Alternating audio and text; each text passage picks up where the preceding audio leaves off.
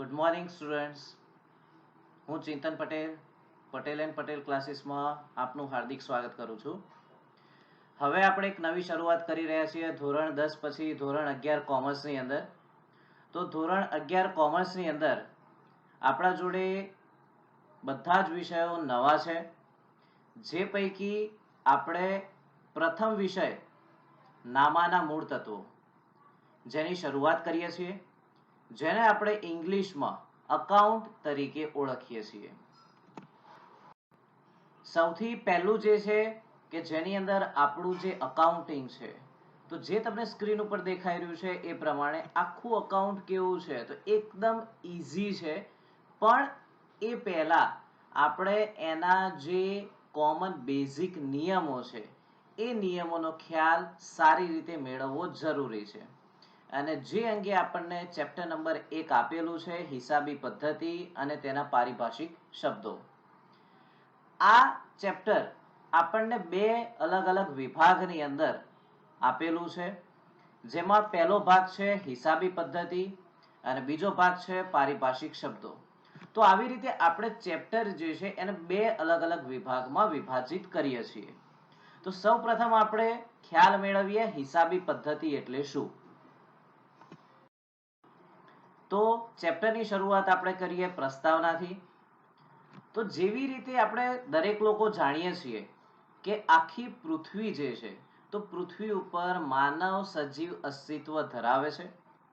અને આ દરેક સજીવો પૈકી માનવ પોતાનું જીવન ધોરણ ટકાવી રાખવા માટે શું કરતો હોય છે, તો એકબીજા સાથે પરસ્પર વસ્તુઓની આપ-લે કરતો હોય છે.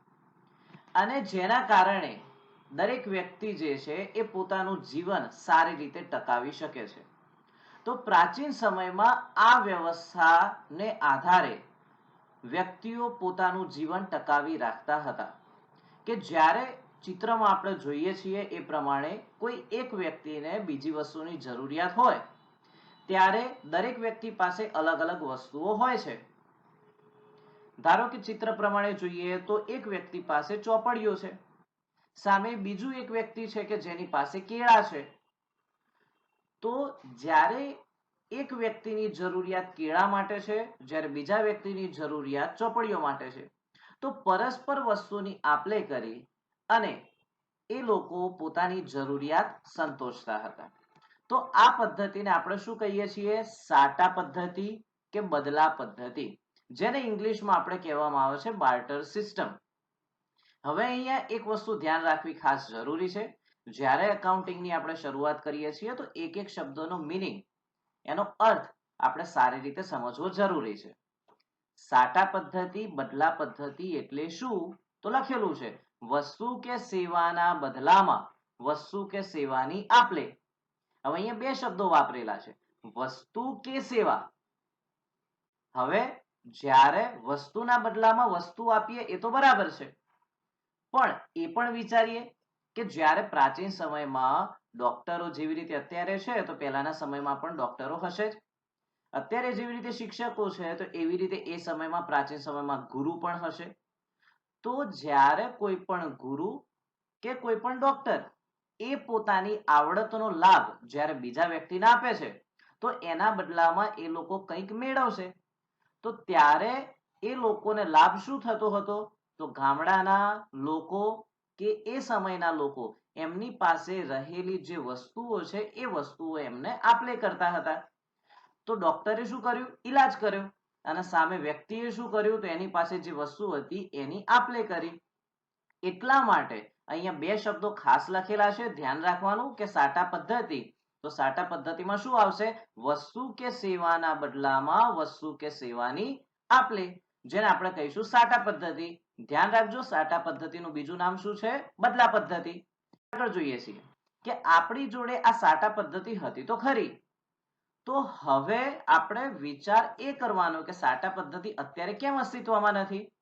તો જોઈએ કે ધારો કે કોઈ પણ એક વ્યક્તિ છે, એ વ્યક્તિ જેની પાસે ઘઉં છે, પણ બી નામનો વ્યક્તિ છે કે જેની પાસે ઘઉં અને ચોખા બંને વસ્તુ છે. હવે એ વ્યક્તિની જરૂરિયાત શું છે, ચોખાની જરૂરિયાત. બી વ્યક્તિ પાસે તો બંને વસ્તુ છે, પણ એ વ્યક્તિને ચોખાની જરૂરિયાત છે. તો એ વાળો વ્યક્તિ શું કરશે? બી વાળા વ્યક્તિને ઘઉંની આપ-લે કરશે અને એના બદલામાં ચોખા મેળવશે. પણ હવે પ્રશ્ન એ થાય કે એ વાળો વ્યક્તિ છે જેને 1 કિલોગ્રામ ઘઉં આપવા છે, પણ એના બદલામાં એને ચોખા કેટલા મળશે? હવે અહીંયા એ વસ્તુ નિશ્ચિત નથી કે ઘઉંનું મૂલ્ય કેટલું અને ચોખાનું મૂલ્ય કેટલું. કારણ કે ઘઉંનું મૂલ્ય આપણે જાણીએ છીએ પ્રમાણે ઓછું હોય અને ચોખાનું મૂલ્ય કેવું હોય? વધારે હોય. તો કેટલા જથ્થામાં ઘઉં અને ચોખાની આપ-લે કરવી, એ પ્રશ્ન આપણને અહીંયા ઉદ્ભવે છે. તો આવા જ્યારે પ્રશ્નો જ્યારે સાટા પદ્ધતિમાં ઉદ્ભવ્યા ત્યારે આ એક એની શું થઈ ગઈ? મર્યાદા થઈ ગઈ. કે સાટા પદ્ધતિની મર્યાદા શું? તો વસ્તુની આપ-લે તો કરીએ, પણ વસ્તુની આપ-લે કેટલા પ્રમાણમાં કરવી? તો એ અહીંયા પ્રશ્ન ઉદ્ભવ્યો. હવે આ પ્રશ્નનું આપણે શું કરવું પડશે? નિરાકરણ. કે એ નામનો વ્યક્તિ છે કે જેણે ઘઉં છે એની પાસે, બી નામના વ્યક્તિ પાસે ઘઉં અને ચોખા છે. તો જ્યારે એ વાળા વ્યક્તિને ચોખા જોઈશે તો એ શું કરશે? તો એ વાળો વ્યક્તિ બી વાળા વ્યક્તિને ઘઉં તો આપશે, પણ ચોખા કેવી રીતે મેળવશે? તો આ વસ્તુની આપ-લે જે કરવા માટે જે સમસ્યા આપણી પાસે ઉદ્ભવી તેનું નિરાકરણ શું થાય? તો એના માટે આપણે જોઈ શકીએ છીએ કે એક નાણું જે છે એટલે કે પૈસા એક અસ્તિત્વમાં આવ્યા અને એ ખરેખર શું કહેવાય? સાચું માધ્યમ કહેવાય કે જેના દ્વારા ઘઉંની એક ચોક્કસ કિંમત નક્કી થાય અને ચોખાની પણ ચોક્કસ કિંમત નક્કી થાય અને એના આધારે કે ઘઉં અને ચોખાનો જે પ્રશ્ન છે એ આપણે હલ કરી શકીએ. જેવી રીતે અહીંયા જોઈએ કે 1 કિલોગ્રામ ઘઉં જેની કિંમત કેટલી છે? 20 રૂપિયા, જ્યારે 1 કિલોગ્રામ ચોખાની કિંમત કેટલી છે? 40 રૂપિયા. હવે જ્યારે આ બંને વસ્તુઓ વચ્ચે આપ-લે કરવાની થાય છે તો કેવી રીતે આપ-લે કરી શકાય? તો ધારો કે એ વાળા વ્યક્તિને 500 ગ્રામ ચોખાની જરૂરિયાત હોય તો એ વાળા વ્યક્તિને કેટલા ઘઉં આપવા પડે? 1 કિલો. કારણ 1 કિલો ઘઉંની કિંમત કેવી છે? 20 રૂપિયા, જ્યારે ચોખાની કિંમત કેટલી છે? 40 રૂપિયા. એટલે એનો અર્થ આપણે એ કહી શકીએ કે ઘઉંના ભાવ કરતા ચોખાનો ભાવ કેવો છે? ડબલ છે. એટલા માટે આપણને શું થશે કે જેટલા ઘઉં આપીશું એના કરતા અડધા ચોખા મળશે. તો અહીંયા સમસ્યાનું નિરાકરણ આવી ગયું કે 1 કિલોગ્રામ ઘઉં એના બરાબર 500 ગ્રામ ચોખા થાય. તો જ્યારે પણ કોઈ પણ વ્યક્તિને વસ્તુની આપ-લે કરવી હશે તો સરળતાથી આપ-લે થઈ શકશે. તો આવી રીતે પ્રાચીન સમયમાં જે સાટા પદ્ધતિ હતી તો એ સાટા પદ્ધતિનું શું થઈ ગયું? એક નિરાકરણ થઈ ગયું કે નાણું જે છે એ નાણું શું થઈ ગયું? કોઈ પણ વસ્તુનું મૂલ્યાંકન કરતું એક સાધન કે જેની મદદથી આપણે શું કરી શકીએ? સરળતાથી વસ્તુની આપ-લે કરી શકીએ. તો હવે જોઈએ છીએ કે નાણું. તો નાણું કયા કયા સ્વરૂપમાં હોય? તો નાણું આપણી જોડે 3 સ્વરૂપમાં હોઈ શકે.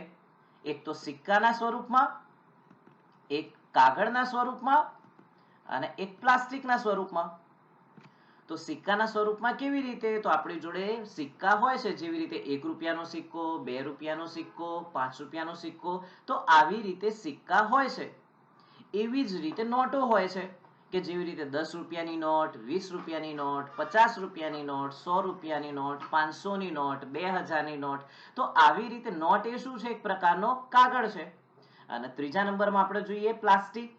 તો પ્લાસ્ટિક એ શું છે? તો એક પ્રકારના ડેબિટ કાર્ડ અને ક્રેડિટ કાર્ડ કે જેની મદદથી આપણે કોઈ પણ એટીએમ માં જઈ અને આપણે જ્યારે જરૂરિયાત હોય ત્યારે એ એટીએમ માંથી પૈસા નીકાળી શકીએ છીએ. તો આ રીતે નાણું જે છે અત્યારે કેવા સ્વરૂપમાં ઉદ્ભવેલું છે? તો 3 સ્વરૂપમાં. એક સિક્કાના સ્વરૂપમાં, કાગળના સ્વરૂપમાં અને પ્લાસ્ટિકના સ્વરૂપમાં. વાત કરીએ છીએ કે ખરેખર નાણું જે છે તો એનું ડિસ્ક્રિપ્શન એટલે કે એના લક્ષણો આપણે શું કહી શકીએ? તો સૌથી પહેલા નંબરમાં આવશે કે નાણું એ વસ્તુની ફેરબદલી કરવા માટેનું શું છે? માધ્યમ છે. કે જ્યારે કોઈ પણ વસ્તુની ફેરબદલી કરવી હોય તો આપણા જોડે 3 અલગ અલગ પ્રકારના નાણાંના સ્વરૂપ હતા.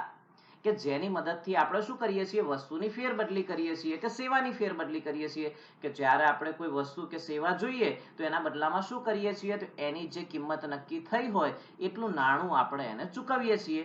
તો નાણું એ શું થઈ ગયું, તો વસ્તુની ફેરબદલી કરવા માટેનું માધ્યમ છે. બીજા નંબરમાં આપણે જોઈએ કે જ્યારે કોઈ પણ નાણું છે તો એ નાણું કેવી રીતે કામ કરે છે, તો નાણું જે છે એ દરેક લોકોને સર્વસ્વીકૃત હોય છે.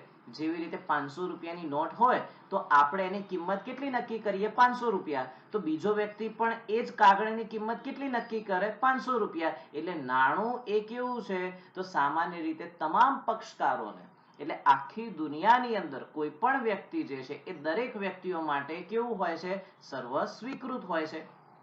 બીજા નંબરમાં આગળ જોઈએ કે વ્યવહારો આપણા જોડે ઘણા બધા થતા હોય. બે પ્રકારના વ્યવહાર થતા હોય, એક રોકડ વ્યવહાર પણ થાય અને એક બિન રોકડ વ્યવહાર પણ થાય. રોકડ વ્યવહાર કોને કહીશું આપણે, કે જ્યારે કોઈ પણ વસ્તુ કે સેવાના બદલામાં આપણે નાણાંની ફેરબદલી કરીએ તો આવો વ્યવહાર કેવો કહેવાય, રોકડ વ્યવહાર. પણ જ્યારે જોઈએ છીએ કે જ્યારે વસ્તુના બદલામાં વસ્તુ આપીએ તો અહીંયા કોઈ નાણાંની ફેરબદલી થતી નથી, તો આવો વ્યવહાર શું કહેવાય, તો બિન નાણાકીય વ્યવહાર. તો અહીંયા જોઈએ નાણાંના માધ્યમની મદદથી થતા વ્યવહારો જે હોય તો આવા વ્યવહારને આપણે શું કહીશું, નાણાકીય વ્યવહારો કહીશું. પછી બીજા લક્ષણો જોઈએ આપણે નાણાંના. તો હવે જોઈએ છીએ કે નાણાંના જે લક્ષણો આપણે જોયા, તો આપણે મેઇન પ્રશ્ન શું હતો, ચેપ્ટરનો મેઇન પહેલો ભાગ હતો હિસાબી પદ્ધતિ. તો હવે આપણે શરૂઆત કરીએ છીએ કે હિસાબી પદ્ધતિની. તો હિસાબી પદ્ધતિ કોને કહીશું, તો જ્યારે કોઈ ચોક્કસ સમય મર્યાદામાં થતા નાણાકીય વ્યવહારો જે છે તો એ નાણાકીય વ્યવહારોને શું કરવામાં આવે છે, ચોક્કસ રીતે નોંધવામાં આવે છે અને જેને આપણે શું કહીએ છીએ, હિસાબો. પણ આ હિસાબોની લખવાની એક પ્રકારની શું છે, પ્રક્રિયા છે. એટલે આવા પ્રકારની જે પ્રક્રિયા કે પદ્ધતિ હોય એને આપણે શું કહીએ છીએ, હિસાબી પદ્ધતિ. તો ધ્યાન રાખજો અહીંયા કે આપણે હિસાબો અને હિસાબી પદ્ધતિ બંને વસ્તુ અલગ છે. હિસાબો એટલે શું છે, કે જે વ્યવહારો આપણે નોંધીએ અને એ આ વ્યવહારો ચોક્કસ રીતે જે નોંધવામાં આવતા હોય તો એના હિસાબો કહેવાય. પણ એ નોંધવાની જે પ્રક્રિયા છે એ પ્રોસેસને આપણે શું કહીએ, તો હિસાબી પદ્ધતિ કહીએ છીએ. તો આ બંને શબ્દો ખાસ રીતે સમજજો. હવે જોઈએ છીએ કે હિસાબી પદ્ધતિનો તો આપણને ખ્યાલ આવી ગયો, પણ હવે હિસાબી પદ્ધતિની શરૂઆત કેવી રીતે થઈ હશે, તો ભારતના ઘણા બધા ઇતિહાસકારો એવા છે કે જેમણે શું કર્યું, તો એ લોકો એવું માને છે કે આપણું અર્થશાસ્ત્ર કોણે લખેલું છે, તો ચાણક્યએ. તો ચાણક્યએ જ્યારે અર્થશાસ્ત્ર લખ્યું તો એ અર્થશાસ્ત્રની અંદર શું આવે, તો આપણા દેશને કેવી રીતે ચલાવવો, દેશની વ્યવસ્થા કેવી રીતે ચલાવવી, તો આ વસ્તુ જે છે આપણને અર્થશાસ્ત્રમાં જોવા મળે છે. તો ભારતના ઇતિહાસકારો શું કહે છે કે ખરેખર આ હિસાબી પદ્ધતિનો શ્રેય કોને જવો જોઈએ, ચાણક્યને જવો જોઈએ. બરાબર. પણ એમાં પશ્ચિમના સમર્થકારો છે કે એ લોકોનું શ્રેય એ લોકો શું કરે છે, શ્રેય બીજા વ્યક્તિને આપે છે. તો આ અંગેનું શ્રેય કોને જાય છે, તો આ અંગેનું શ્રેય જે છે એ લોકો એવું કહે છે કે ઇટાલીના ગણિત શાસ્ત્રી હતા કે જેમણે આ અંગેની માહિતી આપી હતી અને એ ગણિત શાસ્ત્રીનું નામ શું છે, તો લ્યુકા પેસિયોલી. તો પશ્ચિમના સમર્થકો એવું કહે છે કે લ્યુકા પેસિયોલીએ આ વસ્તુ અંગેની માહિતી આપી, જ્યારે ભારતના સમર્થકાર ઇતિહાસકારો શું કહે છે કે ચાણક્ય જે છે એમને જ આ ફાળો જવો જોઈએ. તો આવી રીતે બે અલગ અલગ લોકોનું મંતવ્ય છે. હવે આપણે વાત કરીએ છીએ કે હિસાબો જે છે, આપણે વાત કરી કે હિસાબો અને હિસાબી પદ્ધતિ. તો હિસાબો એટલે સામાન્ય ભાષામાં આપણે કહીએ તો આપણે ખાલી અત્યાર સુધી જે વાતચીત કરીએ કેવી છે, કોમન લેંગ્વેજ. તો કોમન લેંગ્વેજ એટલે કે સામાન્ય ભાષામાં વાત કરીએ તો હિસાબ એટલે શું થાય, તો કોઈ પણ ધંધામાં શું હોય, કાં તો આવક હોય કાં તો જાવક હોય. એના બીજા શબ્દોમાં કહીએ તો શું થાય, ઉપજ કાં તો ખર્ચો.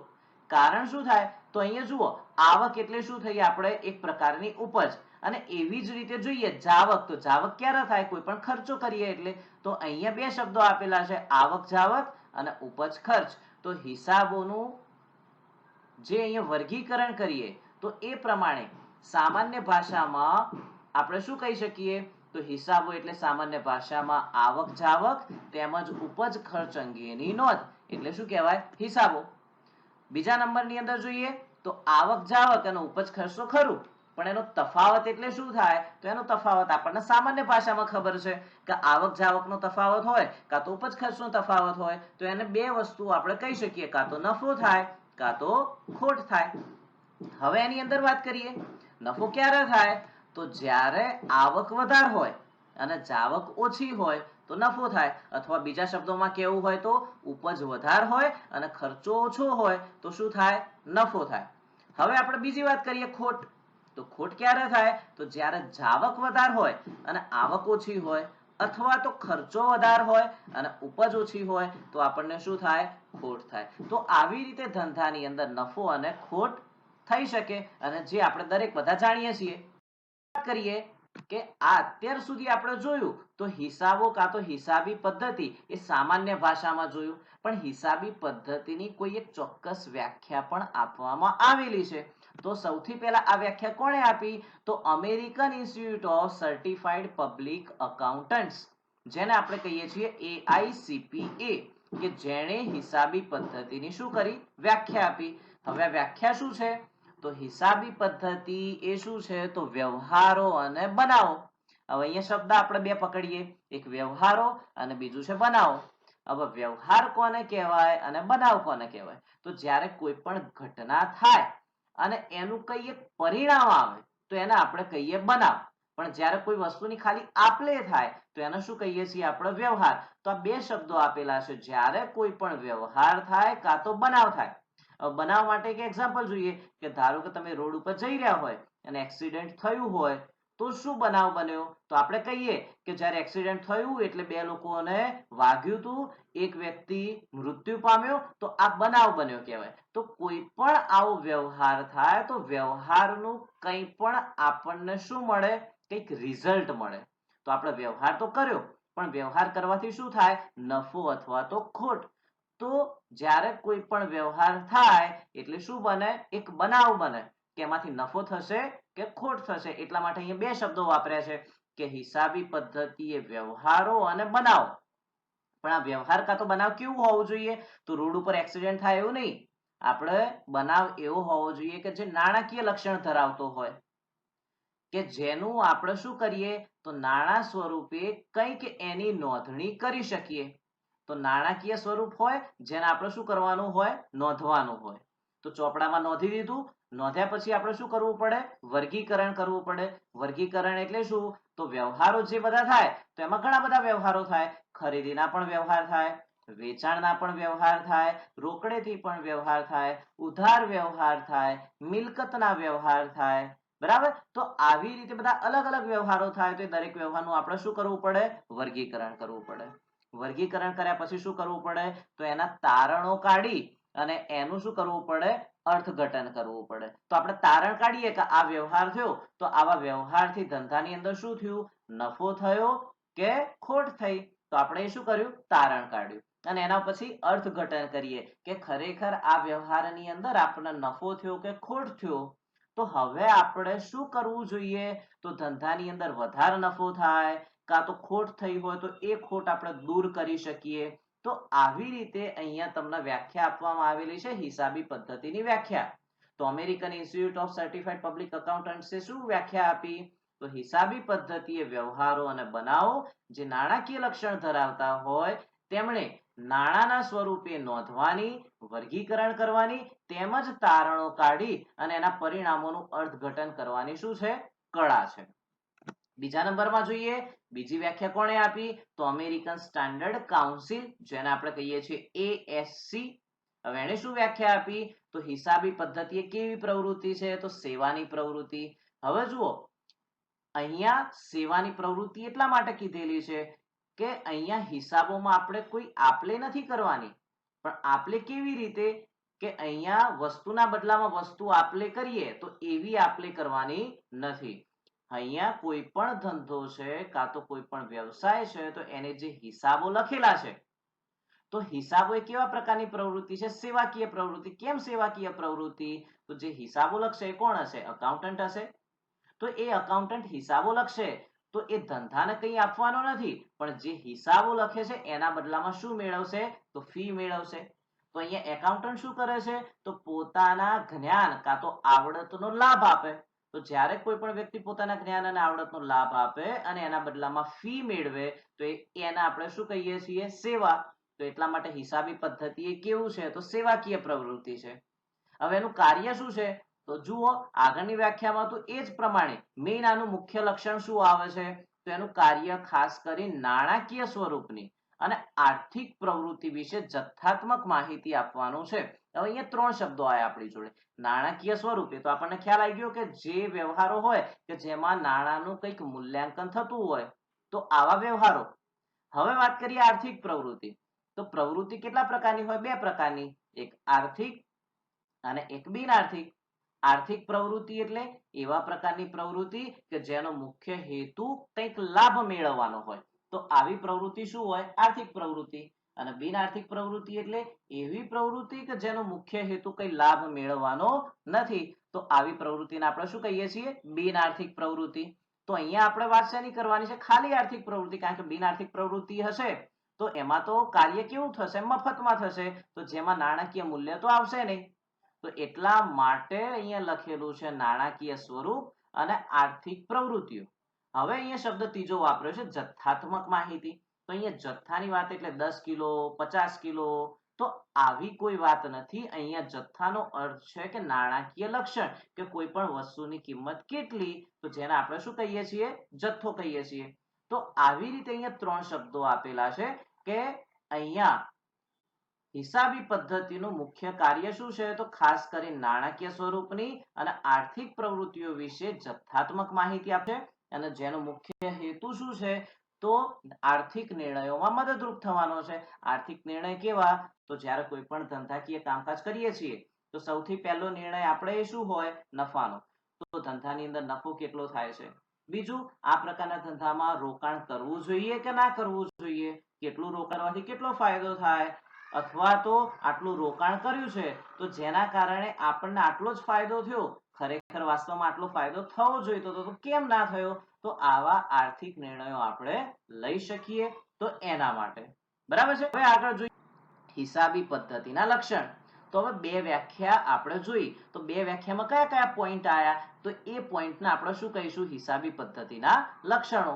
તો હવે એની અંદર વાત કરીએ. તો સૌથી પહેલું લક્ષણ શું છે? નાણાકીય લક્ષણ. તો હિસાબી પદ્ધતિનું પહેલું લક્ષણ શું આવે? નાણાકીય લક્ષણ. તો કોઈ પણ વ્યવહાર કે બનાવ હોય એનું શેમાં માપન થવું જોઈએ?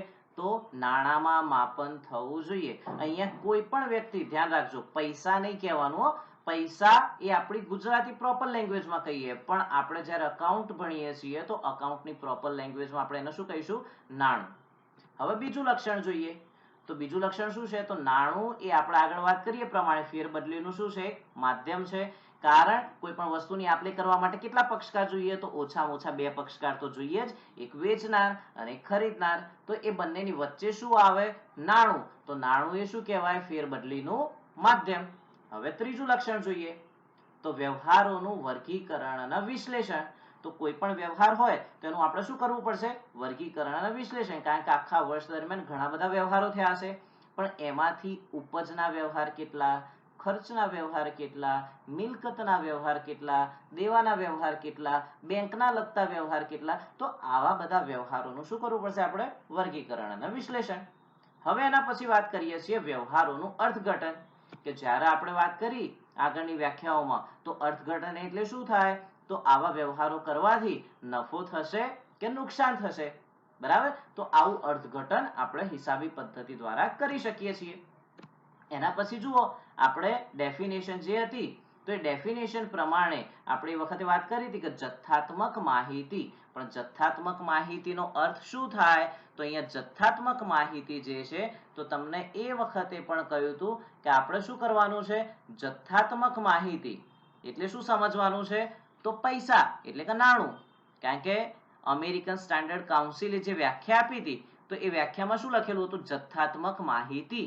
તો જથ્થાત્મક માહિતીમાં આપણે એ વખત ચર્ચા કરી વખતે શું કહ્યું હતું કે કોઈ પણ વ્યવહારોનું નાણામાં માપન થાય તો એ નાણું એ શું કહેવાશે? જથ્થા તરીકે કહેવાશે. અહીંયા કોઈ 10 કિલો 20 કિલોની વાત કરવાની નથી. બરાબર છે? એના પછી બીજું લક્ષણ જોઈએ તો આર્થિક નિર્ણયો. તો આર્થિક નિર્ણયો તો અહીંયા જોઈએ કે ધંધાના લગતા નિર્ણયો લેવા.